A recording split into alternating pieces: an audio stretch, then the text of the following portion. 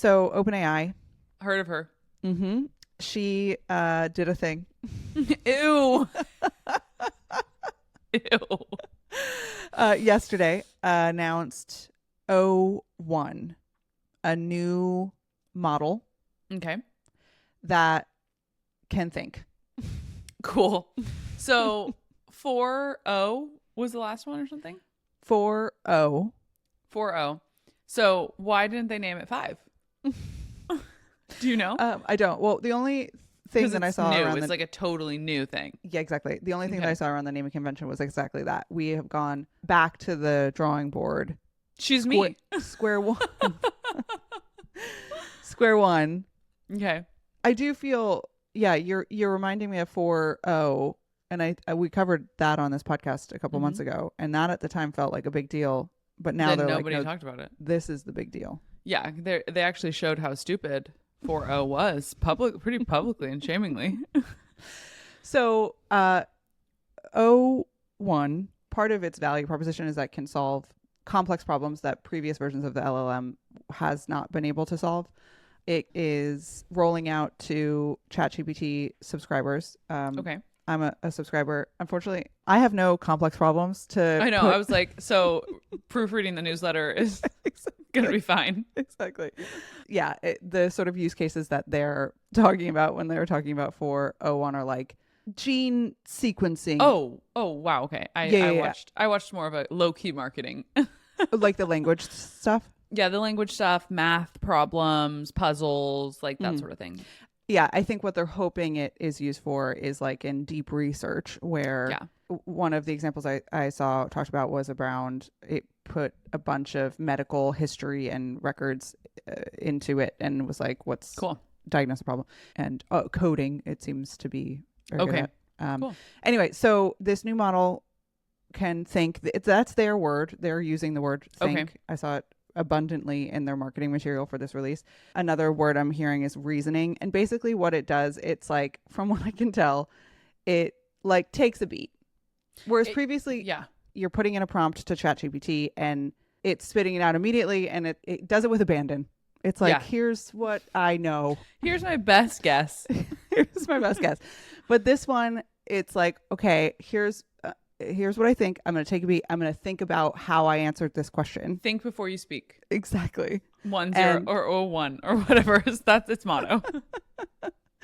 And it does that. And there's like a train of thought that it goes through. Okay. And it's like, is this right? Is this the right way to be solving this problem? Or have I exhausted all the different ways into answering this question? And then it gives you a response that is, by their accounts, to be like much more considered and thoughtful, and includes this reasoning step and this like thinking step. Okay. One example of this is the strawberry issue. I saw this video. So last week or a couple of weeks ago, there was a thing that went viral, which was like, you ask ChatGPT this question: how many R's does the word strawberry have? And it was like, it has 2 R's. And it said it like very honestly, when I saw it, I was like, it does have 2 R's. I know. It doesn't have 2 R's. I had to count 2. I was like, STRA. Okay, 3. It's got 3. So it had been answering it wrong, and everyone was like, look at this idiot saying. I feel for it. Totally. But this new version of 4.0 says it's got 3. And 1.0 or 1.0. 1. 0. 1. 01. 01. Not a huge marketing team they got over there.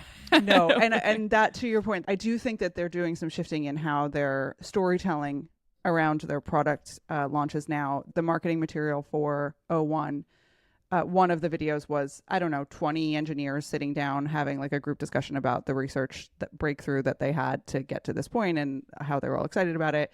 And it wasn't Sam Altman, it wasn't any of the faces or people, Mira Murati even. It was this band of brothers that were talking about their research. And it was like, it feels very much like we're going to be showing some other faces other than the people that you maybe have seen and have some preconceived notions about. It was like, oh man, all of those engineers got that calendar invite and they were just like, I don't want to do sweating this. It. Yeah, totally. Please don't make me. And they're like, everybody in conference room B right now. Yeah.